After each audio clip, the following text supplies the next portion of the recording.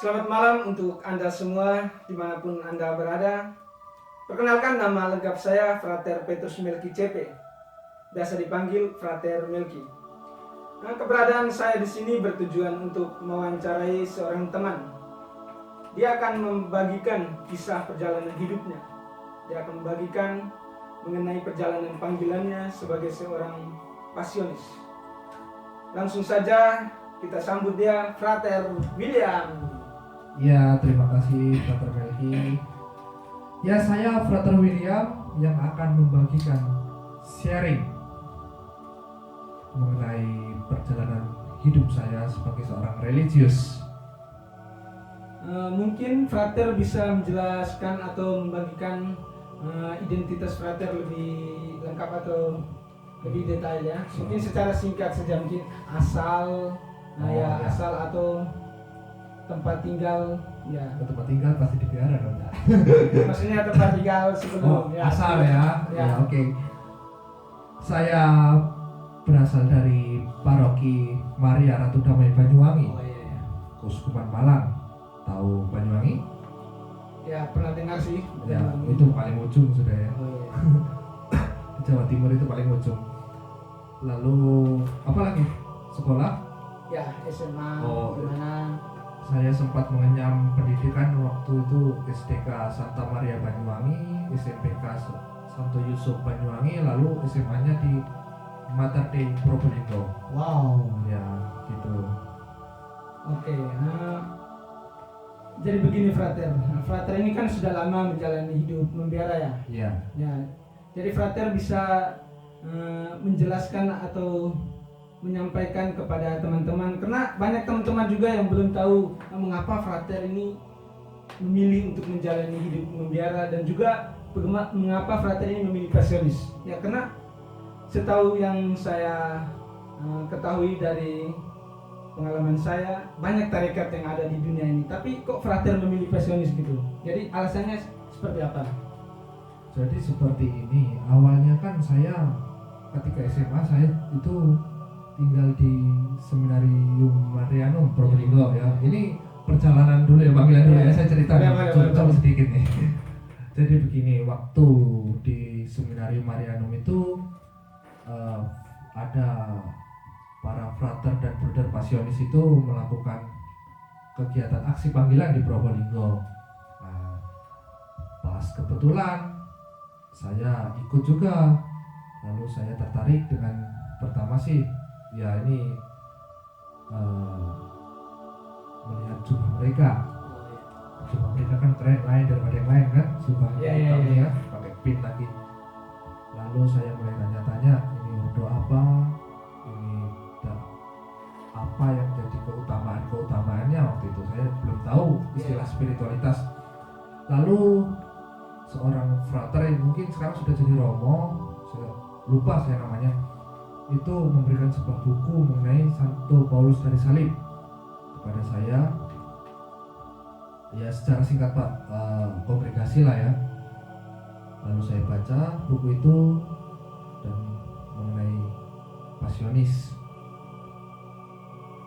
Ketertarikan saya mengenai pasionis ini adalah tentang spiritualitasnya yang mengutamakan kesengsaraan Yesus Kristus.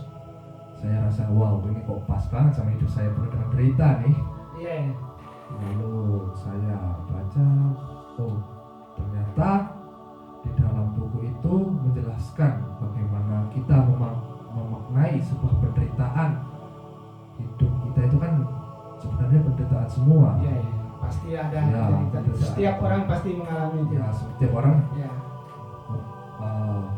mendapatkan penderitaannya masing-masing lah, salibnya masing-masing istilahnya gitu kan. Tetapi bagaimana kita mengolahnya itu setiap orang kan berbeda cara mengolahnya. Ada yang berhasil menemukan pengolahan hidupnya, lalu ya itu saya tertarik sekali untuk masuk tarekat ini dan mempelajari lebih dalam lagi apa makna tentang penderitaan hidup itu. Begitu saja. Jadi alasan Frater memilih untuk menjadi seorang pasionis itu kena spiritualitas ya? Ya, pertama itu. Tapi Frater, spiritualitas pasionis itu kan penderitaannya Frater. Ya. Ya, tapi kok frater mengapa sih kok memilih untuk masuk personis itu? Kan pasti banyak orang berpikir, oh kenapa ya kok masuk biara terus menderita gitu. Itu jadi begini, penderitaan manusia itu kan sebenarnya kita tidak bisa menghindari penderitaan, itu kan kayak bayangan di mana kita berdiri di situ penderitaan itu ada. Jadi kita tidak bisa lari dari kenyataan itu bahwa manusia itu memang penuh dengan penderitaan, tetapi bagaimana kita mengolah penderitaan itu kembali. Nah, ini saya belajar dari 1 Paulus nih tentang makna penderitaan, bahwa dengan mendalami makna penderitaan itu kita menuju kemuliaan kita, sama seperti Yesus Kristus kan untuk bisa mencapai surga kan dan mempertobatkan umat manusia ini kan Yesus harus mengalami penderitaan dulu baru kemuliaannya. Iya, jadi seperti itu. Jadi saya dengan semua penderitaan ini maksudnya dikelola dengan baik, dengan masuk dengan cara masuk menjadi seorang anggota pasionis tentunya. Saya harap ya saya dapat mengelola penderitaan saya, dan juga semoga sih ini hanya harapan ya, kelak ketika saya jadi seorang imam ditahbiskan, saya juga bisa membantu umat-umat untuk mengelola kembali penderitaan-penderitaan yang mereka hadapi. Terutama kan ini kan zamannya COVID-19 nih, lagi ngetren nih ya.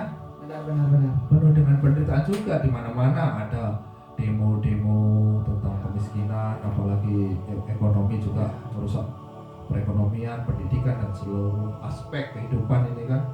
Nah, bagaimana kita memakainya gitu. Jadi seperti itu. Ini frater sekarang ini sudah tingkat berapa ini? Saya sudah tingkat 3 nih frater, semester 5. Oh, berarti sudah lama ya. Wih, cukup lama sih ya. Memang perjalanan frater ini kan sudah lama, tapi mungkin frater bisa membagikan sedikit perjalanannya dari tahun pertama frater menjalani hidup sebagai Dari Topang nih berarti ya? Ya. Dari Topang ya. Waktu itu kan saya kesini itu live in pertama frater begini ceritanya, itu live in di biara personis, biara Pio Kampideni itu. Saya live in lalu bertemu dengan pastor namanya Pius Pandor. Waktu itu kan pemimpin postulan waktu itu, ya pembina, direktur postulan waktu itu.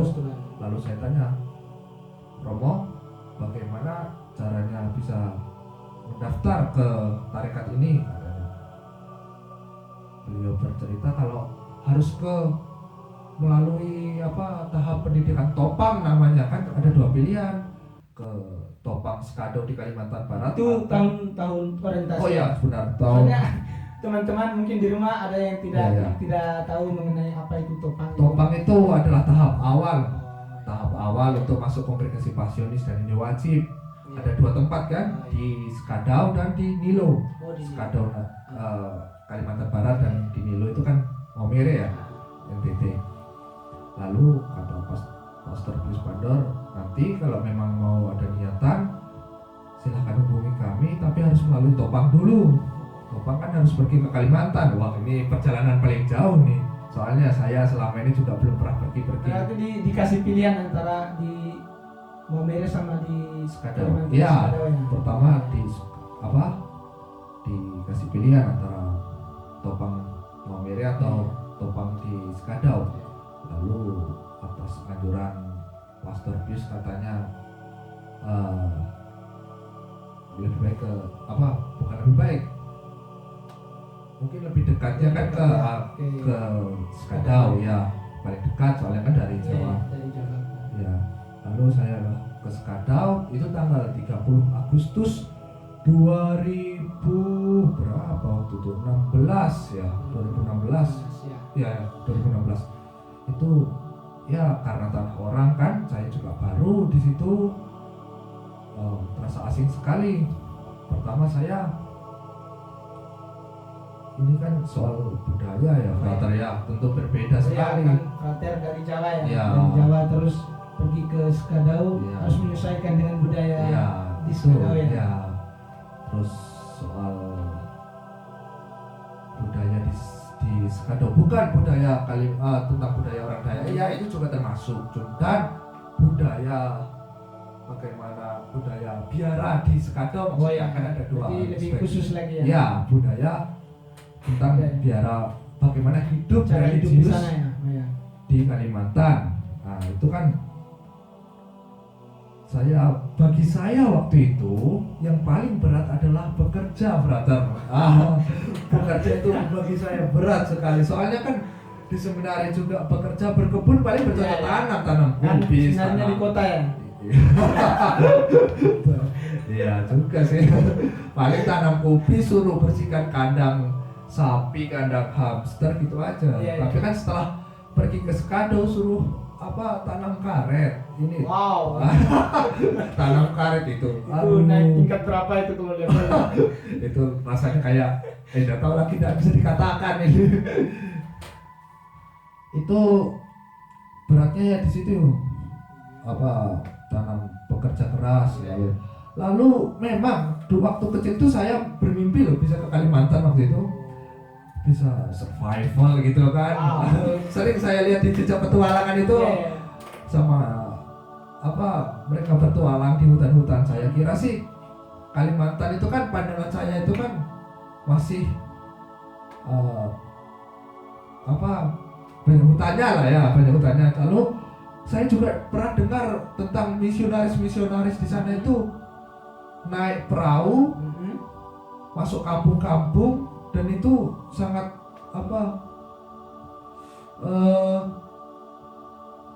kampung-kampung yang masih dalam tanda kutip nih ya, masih kampung sekali gitu maksudnya. Berarti zaman dulu ya?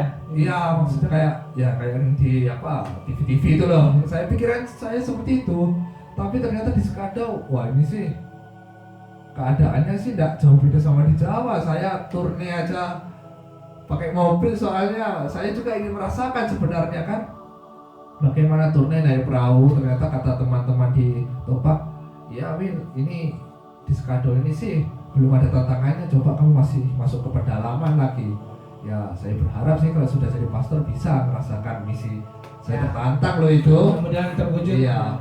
Lalu setelah dari Topang saya jalani masa postulat, kembali lagi ke Jawa nih. Jadi hanya 1 tahun di sana? Iya, 1 tahun saja di sana. Lalu kembali ke Jawa, tepatnya di Malang, di Pio Kapideli itu, Pira Pio Kapideli di Bandulan. Masa postulat 1 tahun, itu masa sebelum dapat jubah lah ya, masa sebelum dapat jubah. 1 tahun tidak ada masalah. Ya memang tidak ada masalah sih sampai sekarang ya. Sampai novice itu baru kalau perdana lah saya dapat jubah dan segala atribut biara. Dah sampai situ. Lalu melanjutkan lagi, lulus dari novice, menjalani masa studi di sini juga di Malang. Ya kendalanya memang belajar berapa ya ini. Itu studinya itu apakah hanya di rumah atau di tempat-tempat lain, misalnya di kampus lain, atau ada memang dikhususkan untuk studi untuk calon imamnya? Ya di STFT Widya Sasana. Oh, Widya Sasana. Iya, di Malang tentunya ya. Di Malang. Itu filsafat teologi kan, itu memang jurusan para imam itu. Tapi ya karena pandemi ini kan di dalam saja. Lewat online. Iya, lewat online itu yang menjadi masalah itu kan. Belajar lewat online itu kan memang menjenuhkan. Tapi ya gimana lagi, ini kan tuntutan kita sebagai calon imam juga. Jadi ini pengalaman Frater Willy terkait dengan perjalanan panggilan. Ini enggak, tunggu. Ini enggak ditanya suka dukanya gitu kan? Oh ya nanti dulu. Oh ya nanti, ini udah sabaran banget. Jadi ini Frater Willy ini telah menceritakan atau men-sharingkan pengalaman panggilannya dari Topang sampai sekarang tingkat 3 ya? Iya, tingkat 3. Ini kan Frater kalau dipikir-pikir ini kan perjalanan kan sangat lama, terus Frater tadi mengatakan kalau ada tantangan sepertinya yang cukup memberatkan, misalnya pekerjaan waktu di Topang, terus di saat pada masa studentat di Malang ini kan dengan situasi seperti ini kan pasti banyak juga tantangan. Atau frater tidak mengalami tantangan? Ya tentu semua orang hidup punya tantangan lah ya.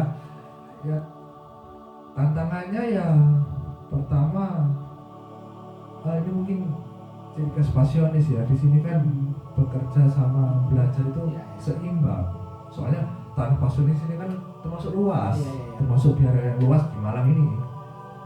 Lalu kita punya kandang sapi, kandang babi, kandang ayam, kolam ikan, lalu kebun di mana-mana nih kan, ada kebun durian, kebun-kebunan lah. Lalu belajar juga, menurut saya fasilitas di sini juga cukup lengkap ya untuk menunjang pembelajaran.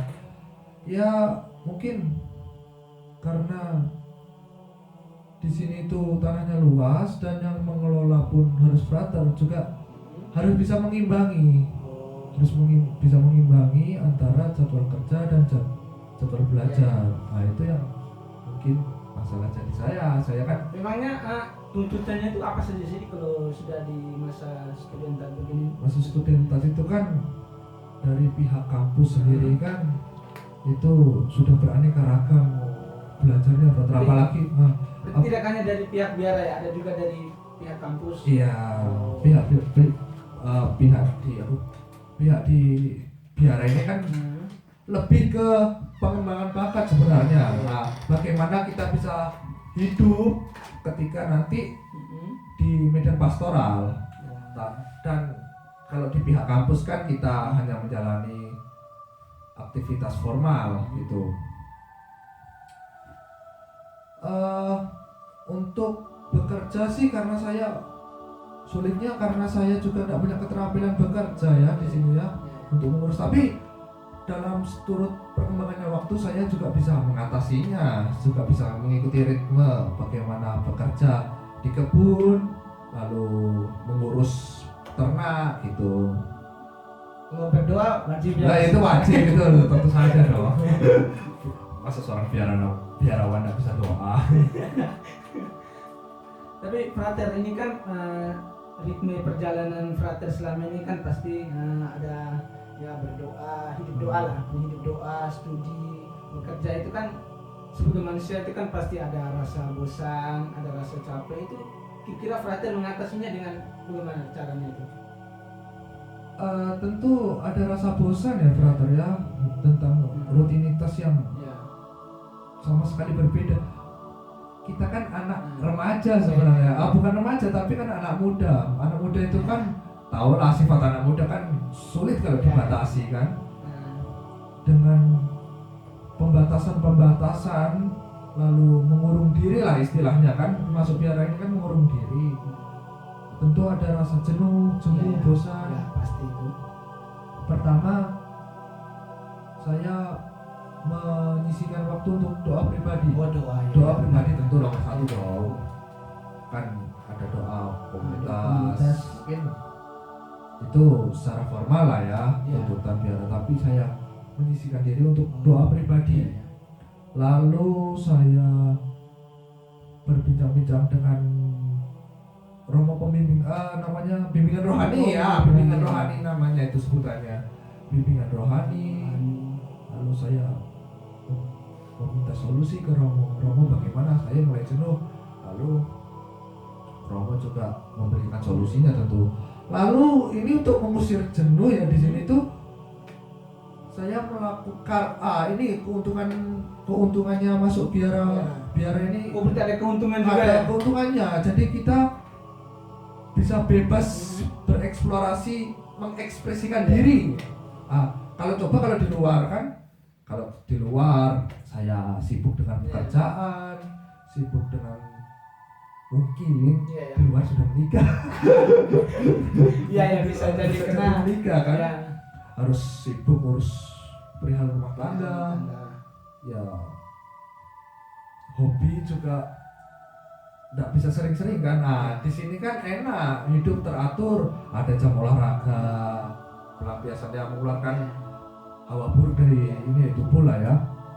Lalu melakukan hobi ya, untung saja hobi saya ya mudah lah didapatkan di biara ini. Membaca, mendengarkan musik itu kan sudah bisa refreshing ya. lalu me time pribadi juga banyak waktu luang sebenarnya untuk mengeksplorasi diri ya itu caranya untuk mengusir kejenuhan gitu. Pantas frater sebenarnya bisa bertahan sampai sekarang ya. Oh iya, Sudah lama itu di- kan rahmat Tuhan, itu rahmat Tuhan. Iya Ya ya. bukan kekuatan dari diri saja, tapi ya rahmat Tuhan juga bekerja dalam diri kita semua kan. Benar.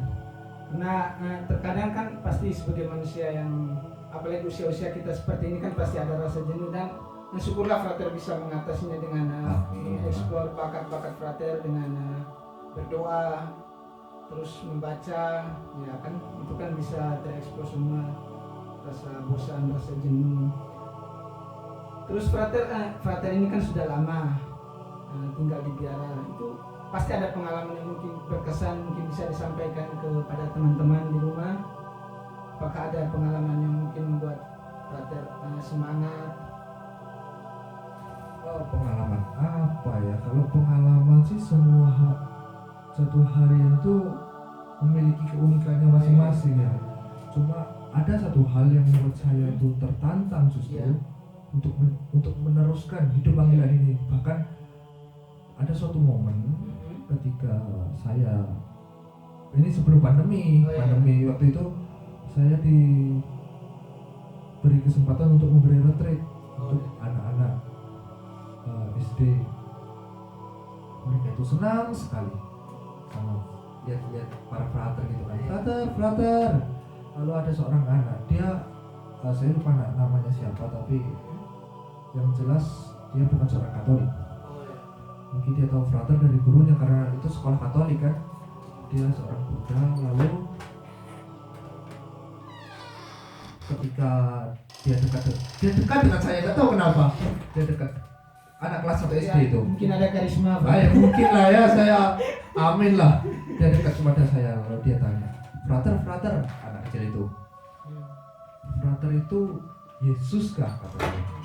Oh enggak, tapi kok frater bisa baik sih kayak Yesus gitu. Wow, itu langsung jantung saya ya Seolah ada Tuhan. kehadiran. Iya, seolah-olah ya ampun. Saya bilang ke anak kecil itu kan, enggak, saya ini bukan Yesus, tapi saya muridnya Yesus. Kamu mau enggak jadi muridnya Yesus? Ya mau, frater, kata anak kecil itu kan. Lalu saya bilang, ya hidup baik, iya aku mau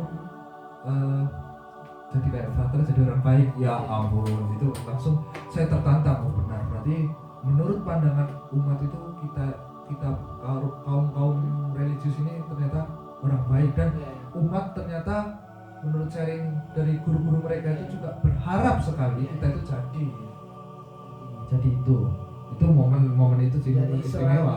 seorang gembala ya. Ya istilahnya gitu. Iya memang itu sih gembala umat. Ke frater ini terakhir frater. Iya. Ya.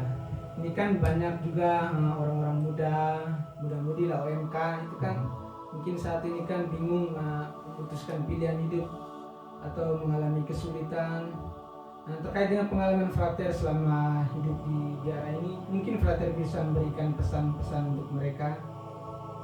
Ya maksudnya anak muda yang mau panggil di sini atau yang menghidupi dunia luar nih?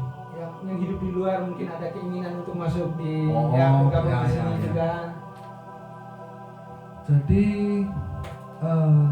pesan-pesan ya untuk pesan-pesan untuk orang-orang muda yang ada tertarik atau terpanggil lah ya, keinginan untuk masuk ke biara pasionis, saya pesan saya ya silakan untuk mendaftar supaya dapat bergabung ke biara ini. Saya jamin hidup di sini tuh enak. Hidup di sini tuh enak. Ketika kita bisa jadi seorang